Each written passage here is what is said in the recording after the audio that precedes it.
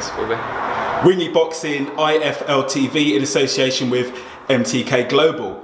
I'm here with Jordan Gill and the new Commonwealth featherweight champion. How's it feel, brother? Feels good, feels good. I'm not used to it. It's not quite fully sunk in yet, but it's feeling good so far. Man, that was a very slick, beautiful performance. I like the movement. Hold on a minute, let me close this bloody door. Here we go. Professional. I know you've got the Sky Boys up here, but we're not quite as professional here. That's yeah, good movement. A lot of slickness. Talk me through the game plan for Doyle. The game plan was simple. There was no game plan. I didn't really know how good he was or what he was going to bring to the table. I knew he was aggressive. Somebody in Fight Week actually asked me to describe him in a word, and I just said violent, because you know he comes forward, he's aggressive, he throws hard punches, and all Dave told me to do was go out there, just do what you do, but don't force anything. He said get your jab working and take everything he does away from him. So I took what he did away from him, I made him miss, and the opportunities presented themselves. Did the, I know it's a couple of fights ago, but did the Cunningham fight, that was a tough fight, did you take anything from that and bring that into your fights afterwards, if you see what I'm saying? I take stuff from every fight, because if you don't, you're a moron, basically. But yeah, 100%, the Cunningham fight was a tough fight. He was experienced, he was two-time Commonwealth champion himself. So what I learnt in that fight is stood me in good stead, and I think everybody can see from that performance how much better I've got fight by fight, because you know each fight I've got better and better, and we work so hard in this gym that it's impossible not to get better. And I think probably from the Cunningham fight I'm maybe 60% better than it was then, and that was what, eight months ago? In the Doyle fight, was you mindful not to get too engaged? Because obviously you got the stoppage, but you was patient with it, weren't you? There's a lot of movement. You wasn't just sort of getting engaged as you did in the Cunningham fight. Was you a lot more mindful of that, or as you said, no plan, just feeling the rounds out, seeing how it goes? I was mindful of his power because I knew he was a big puncher, but at the same time, you have to go in there and not give him any respect, really, because you know, I thought I just took it as it come, to be honest, and the opportunities present themselves, and that's what happened.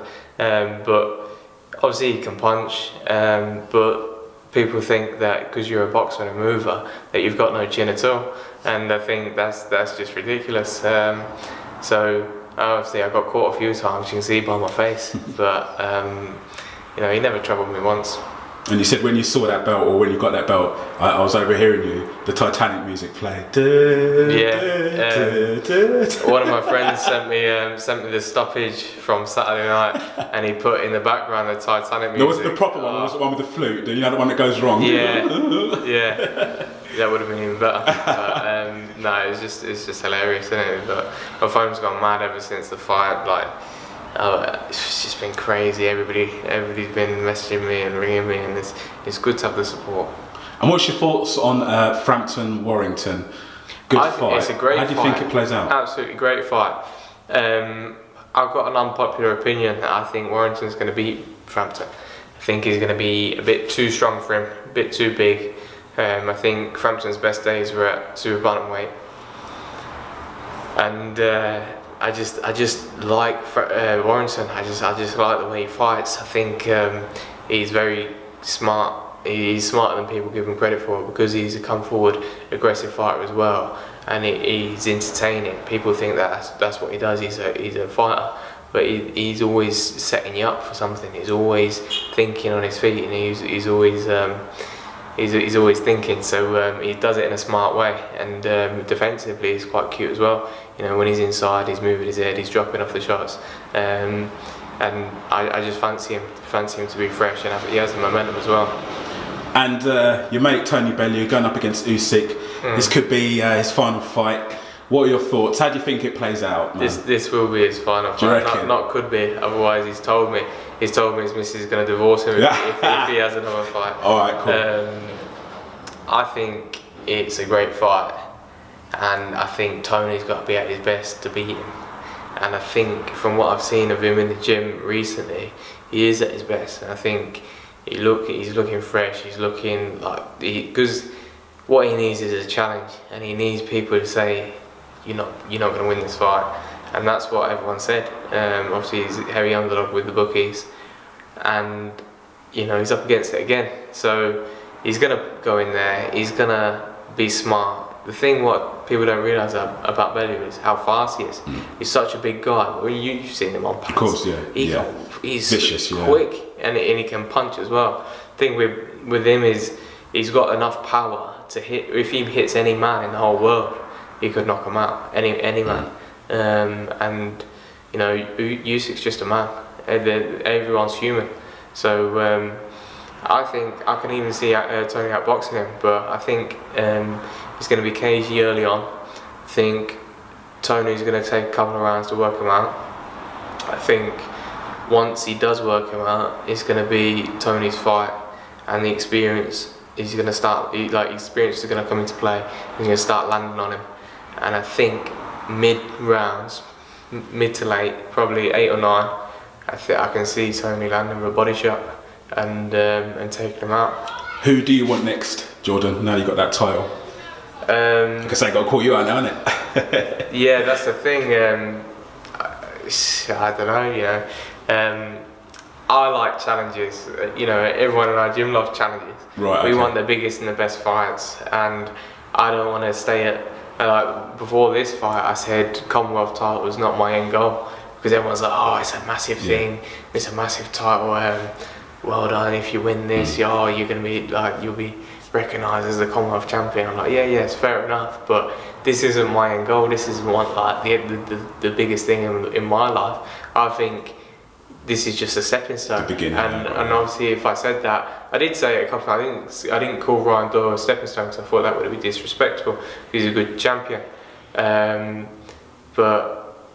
it was funny last week actually, because in the build up to the fight, obviously you go to the press conference, you go to the weigh-in, you go to the open workouts, and all the media and everyone's there with their cameras, and you get in people with their podcasts interviewing you, with the cameras interviewing you. And I was speaking to all these different people, all the media was coming and asking me questions, and everybody was talking to me as I was going to get filled in. Like, I swear to God, you know when someone is looking at you and asking you questions, but deep down you know that they think you ain't got a chance. That's what it was like last week. So all these media people was speaking to me, as I was going to get filled in. I thought, it pissed me off, because I thought, you know, I look at Doyle and think, yeah, he's a good British level fighter, but if they think he's going to smash me, they must think I'm shit. Yeah. So I was thinking, fuck you, I'm going to show you. I'll show you how to do it. So then that's what motivated me. So it was quite funny actually. They all thought I was going to get filled in. So I've heard a lot of people lost a lot of money on Doyle, but I'm happy. So you'll just go for whoever? I'll go for whoever. In an ideal world, what I want personally, obviously the biggest and best fights, I'm not going to call out world champions now because I've just beat Ryan Doyle for the Commonwealth title.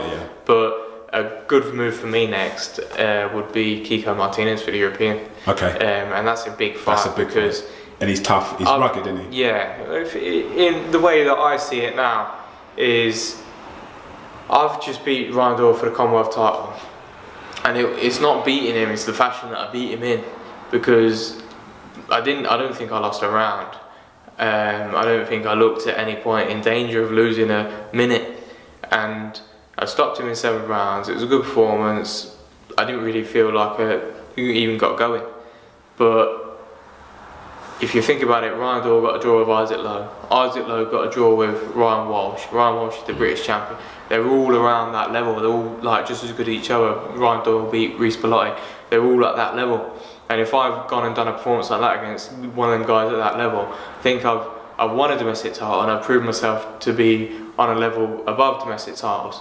So on the same night that I beat Ryan Doyle, Kiko Martinez beat